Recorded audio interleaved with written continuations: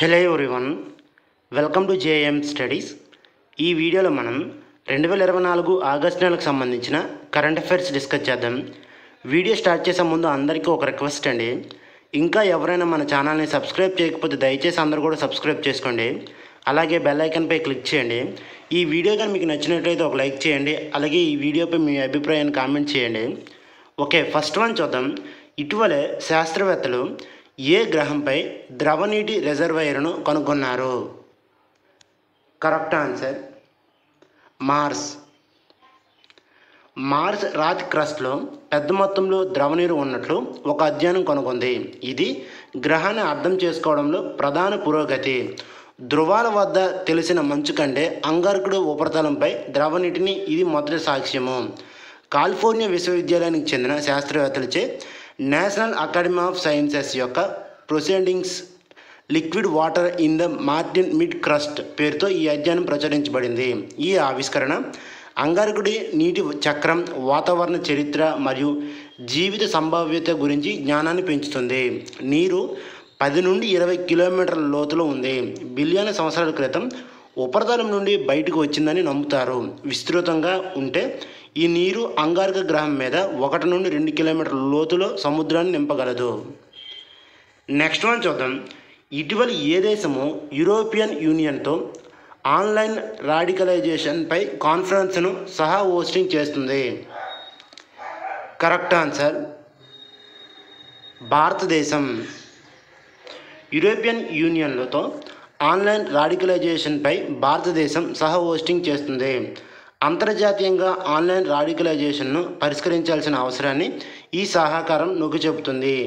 EU అనేది 27 సభ్య దేశాలతో కూడిన ముఖ్యమైన రాజకీయ మరియు ఆర్థిక యూనియన్. ప్రధానంగా ఐరోపాలో 449 మిలియన్లకు పైగా ప్రజలు మరియు 2022లో గ్లోబల్ GDPలో 6వ వంతు సహకరిస్తూ EU ఈ చొరవలో కీలక ప్రపంచ భాగస్వామి.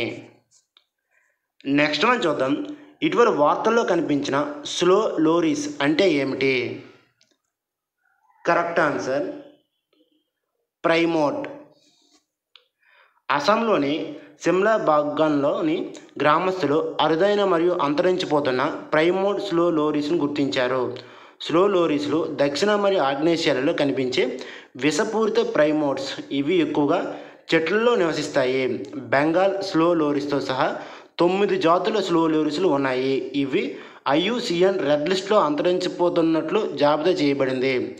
బెంగాల్ స్లో లోరీస్ భారతదేశం యొక్క వన్యప్రాణుల రక్షణ చట్టం 1972 ప్రకారం చట్టబద్ధంగా రక్షించబడింది. భారతదేశంలో బెంగాల్ స్లో లోరీస్ ఈశాన్య ప్రాంతంలో మాత్రమే కనిపిస్తుంది. నెక్స్ట్ వన్ చూద్దాం. తేస్టా వి జల విద్యుత్ ప్లాంట్ ఇటీవల వార్తల్లో కనిపించింది. ఇది ఏ రాష్ట్రంలో ఉంది? Correct answer Assam. సారీ అండి, కరెక్ట్ ఆన్సర్ సిక్కిం. సిక్కింలోని గ్యాంగ్టాక్ జిల్లాలోని తేస్తా వి జల విద్యుత్ కేంద్రంలో ఇటీవల కొండ చర్యలు విరిగిపడటంతో 6 ఇళ్ళు మరియు NHPC భవనం దెబ్బతిన్నాయి. తేస్తా వి అనేది తేస్తా నదిపై కాంక్రీట్ గ్రావిటీ డ్యామ్తో 510 మెగావాట్ల run of river hydro power project. ఈ ప్రాజెక్ట్ 1999లో ప్రారంభమైంది మరియు 2008లో NHPCచే అభివృద్ధి చేయబడింది. తేస్తా నది సిక్కిం, పశ్చిమ బెంగాల్ మరియు బంగ్లాదేశ్ గుండా ప్రవహిస్తుంది మరియు బ్రహ్మపుత్ర నదికి ఉపనది. ఇది సిక్కిం మరియు పశ్చిమ బెంగాల్ మధ్య సరిహద్దును ఏర్పరుస్తుంది మరియు దాని మార్గంలో శివాలిక్ కొండల గుండా లోతైన గార్జ్ ఉంటుంది. నెక్స్ట్ వన్ చూద్దాం. Create in India challenge season 1ని ఎవరు ప్రారంభించారు? Correct answer Ashwini Vaishnaw. World audio visual and entertainment summit సందర్భంగా ఆగస్టు 22న న్యూఢిల్లీలో create in India challenge season 1ను కేంద్ర సమాచార ప్రసార శాఖ మంత్రి అశ్విని వైష్ణవ్ ప్రారంభించారు. ఈ సందర్భంగా వైష్ణవ్ మాట్లాడుతూ భారత ఆర్థిక వ్యవస్థ పరిమాణాన్ని, సాంకేతిక పురోగతి ప్రభావాన్ని ప్రతిబింబిస్తూ 25 సవాళ్ళను ప్రారంభించమన్నారు. World audio visual and entertainment summit waves తొలిసారిగా జరగనుండగా మంత్రిత్వ శాఖకు చాలా సానుకూల ఫీడ్బ్యాక్ లభించింది. దీనిని పరిగణలో తీసుకొని పెద్ద ఎత్తున నిర్వహించవలసిన మంత్రిత్వ శాఖ యోచిస్తున్నట్లు వైష్ణవ్ తెలిపారు. సమీప భవిష్యత్తులో వేవ్స్ యొక్క ముఖ్యమైన సంఘటనగా మారనుందని, ఈ 25 సవాళ్ళు ఇందులో కీలక పాత్ర పోషిస్తాయని ఆయన అన్నారు. భారత ప్రభుత్వం నూతన సృష్టికర్తల ఆర్థిక వ్యవస్థను ప్రోత్సహిస్తుందని, ఇది ఉపాధిని సృష్టించగలదని మంత్రి అన్నారు. నెక్స్ట్ వన్ చూద్దాం. ఇటీవల ఎలక్ట్రానిక్ సర్వీసెస్, ఈ హెల్త్ అసిస్టెన్స్ అండ్ టెలికన్సల్టేషన్ మాడ్యూల్ను ఏ సాయుధ దళం ప్రారంభించింది? Correct answer Indian navy. భారత సైన్యం ఈ సెట్ మాడ్యూల్ను ప్రారంభించింది. మాజీ సైనికుల కాంట్రిబ్యూటరీ హెల్త్ స్కీమ్ లబ్ధిదారుల కోసం ఇంటి నుండి టెలికన్సల్టేషన్ ప్రారంభించింది. బారాముల్లా మరియు ఇంపాల్ వంటి మారుమూల ప్రాంతాలతో సహా 12 ECHS పాలిక్లినిక్లలో పైలట్ ప్రాజెక్ట్ ప్రారంభమైంది. డిజిటల్ ఇండియా విజన్తో సమలేఖనం చేయబడి ఈ చొరవ సురక్షితమైన వీడియో ఆధారిత వైద్య సంప్రదింపులను అందించడం లక్ష్యంగా పెట్టుకుంది మరియు నవంబర్ 2024లో దేశవ్యాప్తంగా విస్తరించబడుతుంది. భవిష్యత్ దశల్లో ఫ్రీ కన్సల్టేషన్ చెక్కులు, మెడిసిన్ డెలివరీలు మరియు హాస్పిటల్ రెఫరెన్స్లు ఉంటాయి. నెక్స్ట్ వన్ చూద్దాం. ఇటీవల 4వ రాష్ట్రీయ హిందూ విజ్ఞాన సమ్మెన్ 2024 ఎక్కడ జరిగింది? Correct answer Bhopal. 4వ రాష్ట్రీయ హిందూ విజ్ఞాన సమ్మెన్ భోపాల్లో జూలై 30, 31, 2024 జరిగింది.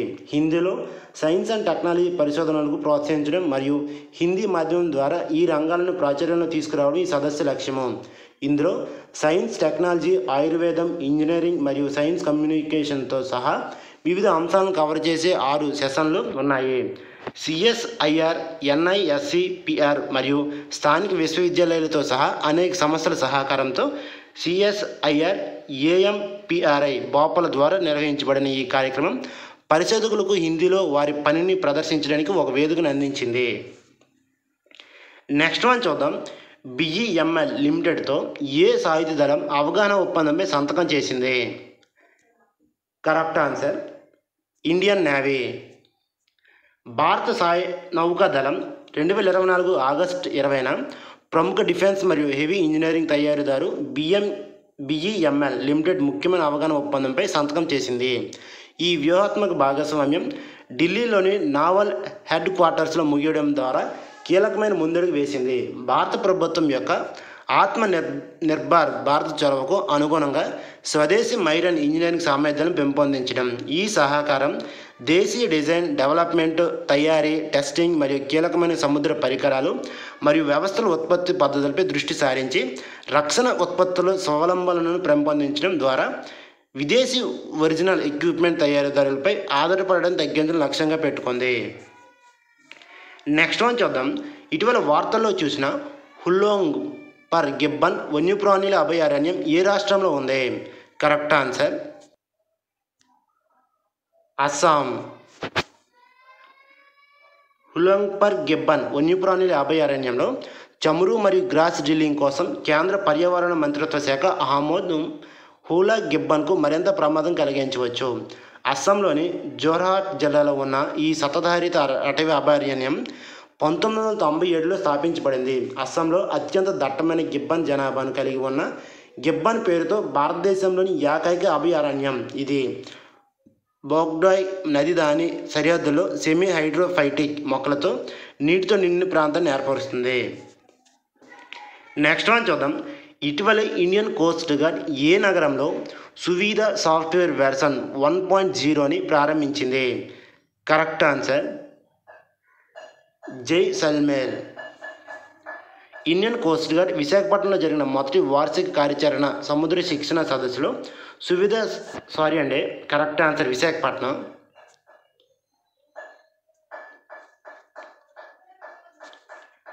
ఇండియన్ కోస్ట్ గార్డ్ విశాఖపట్నంలో జరిగిన మొదటి వార్షిక కార్యాచరణ సముద్ర శిక్షణ సదస్సులో వివిధ సాఫ్ట్వేర్ వెర్షన్ 1.0ని ప్రారంభించింది. ఈ సాఫ్ట్వేర్ ఐసీసీ ప్లాట్ఫారంలో శిక్షణ ప్రోటోకాల్ను మెరుగుపరచడం లక్ష్యంగా పెట్టుకుంది. Deputy director general Anupam Rai శ్రేష్ఠ మరియు అనుకూలత నొక్కి చెప్పారు. సీనియర్ అధికారులు సముద్ర భద్రత కోసం ఉత్తమ పద్ధతులు మరియు వ్యూహాలను చర్చించారు. ఆవిష్కరణ మరియు కార్యాచరణ శిక్షణ నైపుణ్యానికి ఐసీసీ యొక్క అంకితభావాన్ని హైలైట్ చేశారు.